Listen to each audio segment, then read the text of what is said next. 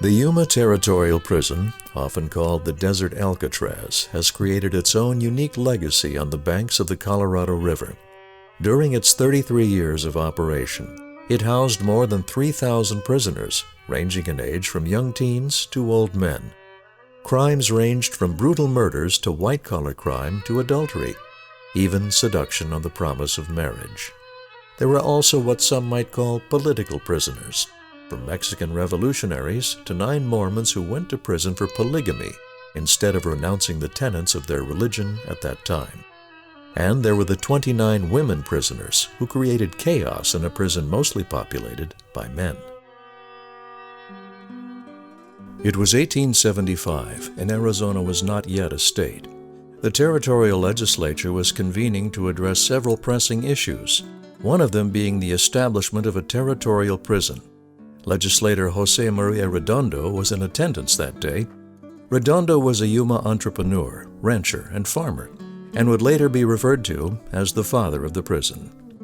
They went up for a vote. They were in the legislature. They were going to choose a state capital, the seat of the university, and a prison. So Tucson had the U of A, and Prescott was the capital, and Yuma was not even mentioned in the morning of this meeting. So all the legislators went to lunch except for Jose Maria Redondo, and he crossed out Phoenix and wrote in Yuma.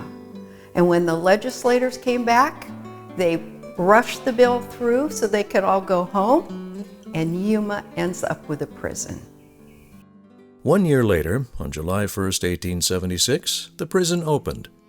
The first prisoners began their sentences within the prison cells that they had built themselves, carving them into the granite outcropping of the Yuma Crossing, where the Gila and Colorado rivers merged.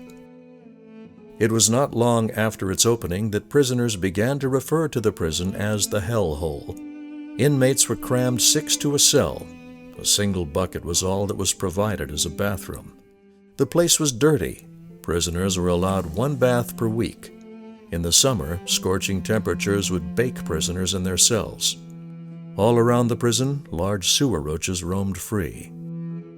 Those who broke prison rules wore a ball and chain, and the worst offenders were confined to the hated dark cell, some for as long as 100 days straight. The windowless cell was 15 feet by 15 feet, carved into the solid granite hill with a cage that sat in the middle. Prisoners were fed only bread and water, and some were driven half-crazed from the perpetual darkness. There were times when there were multiple prisoners in this dark cell together. So you have to remember that there was no latrine. The prisoner was stripped down to his underwear and caged in there. And the reason the cage was there is when the guards brought the bread and water once a day, that prisoner would not rush the door. And they used to say about the Yuma Territorial Prison that some of these guys put them in solitary confinement, and the guards took great pleasure in dropping scorpions in through the air hole or a snake or something like that. Like at many prisons, the will of the prisoner often could not be broken. There were numerous attempts to escape. Most attempts were unsuccessful, but a few lucky ones, or not so lucky, did disappear into the desert, never to be seen again. Prisoners would fashion makeshift ladders or rope to use in their plan to escape over the wall. One simply walked off when outside the prison walls on a work detail. The boldest of all the escape attempts was the infamous Gates Riot of 1887. A small group of prisoners overtook Superintendent Thomas Gates, acquiring his pistol and holding Gates hostage as they demanded the doors be opened. With a pistol to his head, Gates' life was threatened. It would take another inmate, Barney Riggs, to disarm one of the assailants and rescue the superintendent. Riggs had been serving a life sentence for killing a man he believed to be involved with his wife. His heroism on that day earned him a pardon from the governor, and he was later freed. During its operation, approximately 110 inmates died while serving time. 8 were shot and killed during attempted escapes, and 4 others chose suicide as their way of escape. Most often, deaths were caused by everyday health issues like consumption, now known as tuberculosis, or from heart failure. Francisco Garcia held the distinction of being the only inmate to be executed while incarcerated at the prison. Garcia was hung by Yuma County for the murder of a fellow inmate. Contrary to its hellhole moniker, the local townspeople often referred to the prison as the Country Club in the Colorado due to its many modern amenities. In general, the Yuma Territorial Prison was considered a very humane place for its day. The prison had a library, the largest in the territory at the time, and prisoners were taught to read and write, speak Spanish and German, and learn arithmetic. The prison had a hospital, somewhat advanced for its time. By 1885, it had electricity and fans which circulated air in the cell block, along with an early telephone. They even had a prison band. Clearly, the prison had a high-minded vision for its day, best described by Superintendent Thomas Gates. It is, and has ever been, my object to elevate rather than depress the men who have been thrown under my supervision, to inspire them with renewed hope and revive the tottering principles of true manhood. To this end, I have granted every liberty consistent with good prison government. Privileges. As the Arizona Territory grew, so did its demand for more prison cells. With no room for expansion, the Yuma Territorial Prison was closed in 1909, and the prisoners were relocated to the new prison at Florence, Arizona.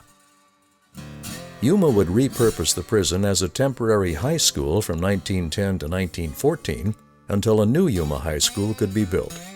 It was from that prison stay that during a high school football game, Phoenix fans began to taunt the Yuma players, calling them criminals. Yuma High School took the name as a badge of honor, and their sports teams have been called the Criminals, or Crims, ever since. The 1920s saw the decline and near ruin of the prison. The Southern Pacific Railroad, seeking a safer route over the Colorado River, built a new bridge and rail line at the granite outcroppings, destroying nearly a third of the prison facilities.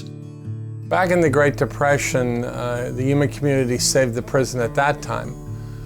It was literally being picked apart by people trying to salvage building materials, hobos living there. It was on the verge of destruction. And the Yuma community rallied together. It was only 3,000 or 4,000 people at that time. They posted a guard. Ultimately, with New Deal funds, built the museum building and then ran the museum as a city museum from 1940 to 1960, well before the state park system existed. History repeated itself when, in 2010, during the Great Recession, state budget cuts threatened the closure of the Yuma Territorial Prison State Historic Park. The Yuma community banded together to raise $70,000 in 60 days, and the city of Yuma and the Yuma Crossing National Heritage Area teamed up to save and revitalize the park. In some ways, the Great Recession was a blessing in disguise. Things had reached such a crisis point that the community had to rally together, reinvest in the park, and I think what you now see is a great pride that we all have. And it's really become a community treasure. With support from park visitors and a determined community, we look forward to another century of telling the story of the Old West's toughest prison and enhancing the legend of the Yuma Territorial Prison.